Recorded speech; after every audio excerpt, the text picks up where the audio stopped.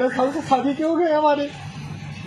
Sir मैं कहा जाऊँ, एक मनीष दुबे सर कमांडेंट है, उन्हीं साथ उनका अवैध संबंध है। मैंने सर उनको 22 फरवरी को रंगे हाथ अपने आवास पे पकड़ लिया था। मेरी नौकरी जाने वाली सर, वो सर इतना सर घोटाला की हुई है, 10-10 लाख रुपए सर लेती है पट्टा करने का, उनके साथ कोई कार्रवाई नहीं हो रही है सर। जिला कमांडेंट होमगार्ड गाजियाबाद में है सर, वो खुद शादीशुदा पहले से है सर वो वही सर, उसी का सर मेरे पत्नी के साथ अवैध संबंध। उसकी पत्नी भी सर बहुत परेशान है, मुझसे संपर्क में आई, कई भैया हम दोनों का परिवार टूट रहा है, किसी तरह सही कर लिया जाए। हमने कहा बहन में पूरी कोशिश। मामला है, आप कह रहे हैं कि जिस लड़की को आपने पढ़ा लिखा करके एसडीएम बनाया वो आपकी जान की प्यासी हो रही है, क्या पूरा मामला? सर इसका सर मेन कारण सर है मनीष दुबे के साथ उनका अवैध संबंध सर, जिसकी जानकारी सर हमें करीब साल भर पहले हुई, लेकिन सर उन्होंने कहा कि दोस्ती है।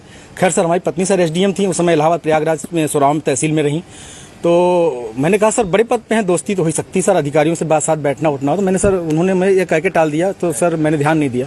सर इसकी भनक सर मुझे उसका ये जो शक था वो विश्वास सर 22 फरवरी को हुआ, जब मनीष दुबे गाजियाबाद से चलकर सर मेरे आवास एलनगंज स्थित सरकारी आवास पे आया और इनके साथ एक साथ कमरे में मैंने इनको देखा अवैध संबंध बनाते हुए। तब से सर ये मनीष दुबे और ज्योति मौर्य मेरे जान के पीछे पड़ गई हैं। कौन है, पूरी कहानी बताइए, क्या मामला है? सर 2010 में ज्योति मौर्य के साथ मेरी शादी हुई सर।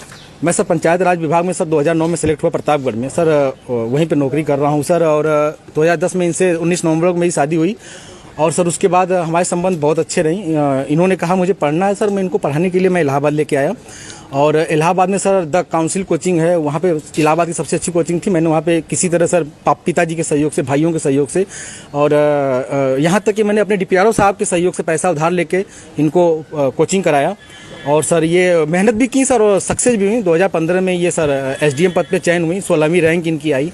सर बहुत ही खुशी का माहौल हुआ कि हम एक छोटे पद पे रहते हुए अपनी पत्नी को इतना आगे ले गए, वो भी बहुत खुश थी, पूरा परिवार खुश था। और सर 2015 में ही मेरी सर भगवान की दया से मुझे इतनी खुशी मिली कि मेरी 2 जुड़वा बिटिया भी हुई और जिनका नाम हंसी खुशी मैंने रखा, क्योंकि उस समय खुशी का माहौल चल रहा था सर। और सर बहुत अच्छा चल रहा था, लेकिन सर 2020 में ये मनीष दुबे जो जिला कमांडेंट होमगार्ड है उसकी एंट्री होती है हम दोनों पति पत्नी के बीच में, और सर घर इतनी तबाही पे पहुंच चुका है कि घर तो टूट ही रहा है, बच्चे तो दूर हो ही रहे हैं, पत्नी दूर हो ही रही है सर। यहाँ तक कि मैं मुकदमा भी मेरे ऊपर हो गया है और मेरी मौत की साजिश भी रची जा रही है।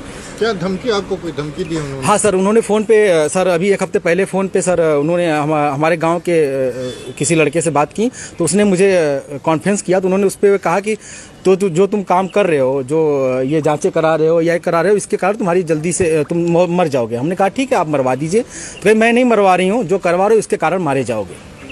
हत्या की धमकी दी है? जी सर हत्या। और सर उनका भाई सर सचिन मौर्य है सर, वो मेरे घर से सर रखे मेरे काफ़ी जो कुछ पैसे थे, जेवरात थे, वो सर लेके चला गया। मेरे सर उसकी वीडियो बना के भेजा कि मैं लेके जा रहा हूँ, जो करना हो कर लीजिए। और सर मुझे चैटिंग लिख के भेजा है कि आपका व्हाट्सअप सब कुछ गायब कर दूंगा, हैक कर लिया हूँ, जो सेव करना हो सेव कर लीजिए। और सर उसने क्या किया कि मेरी सिम भी अपने पास रख लिया है, रख के यूज कर रहा है, मेरा बैंक अकाउंट है उसमें जुड़ा हुआ है सब कुछ, लेकिन सर वो मेरी जान पे सब लोग तुले हुए हैं सर। क्या वो आपसे तलाक मांग रही है? हाँ सर, उन्होंने मुझसे ऑडियो के माध्यम से कहा है, मुझे अभी तक कुछ ऐसा नोटिस तो नहीं मिला है, लेकिन सर उन्होंने कहा है कि तलाक प्यार से दे दीजिए, बवाल मत करिए, नहीं तो मैं आपको बर्बाद कर दूंगी। आपके डीपीआरओ से बात हो गई है, आपको बर्खास्त करा दूंगी, न नौकरी करने दूंगी न जीने दूंगी। आपने इसकी शिकायत कहाँ? सर इसकी शिकायत मैंने सर्वप्रथम सर उसी दिन धूमनगंज SHO साहब से की। उन्होंने मुझे राजरूपुर पुलिस चौकी भेजा, मैं राजरूपुर पुलिस चौकी पे आवेदन दिया, लेकिन सर कोई सुनवाई नहीं हुई।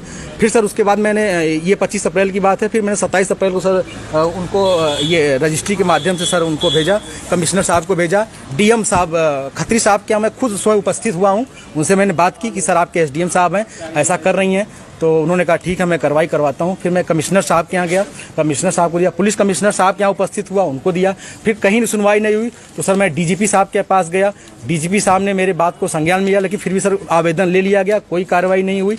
उसके बाद सर मैं DG home guard BK Maurya sir के पास गया, उनके यहाँ से मुझे सर कुछ उम्मीद की लौ दिखाई दी, क्योंकि उन्होंने मेरे आवेदन को तुरंत संज्ञान में लिया और टीम गठित कर दी है। DIG इलाहाबाद उसकी जांच कर रहे हैं। मुझे सर कुछ उम्मीद लग रही है कि मुझे कहीं न कहीं हो सकता है न्याय मिले और मेरी जान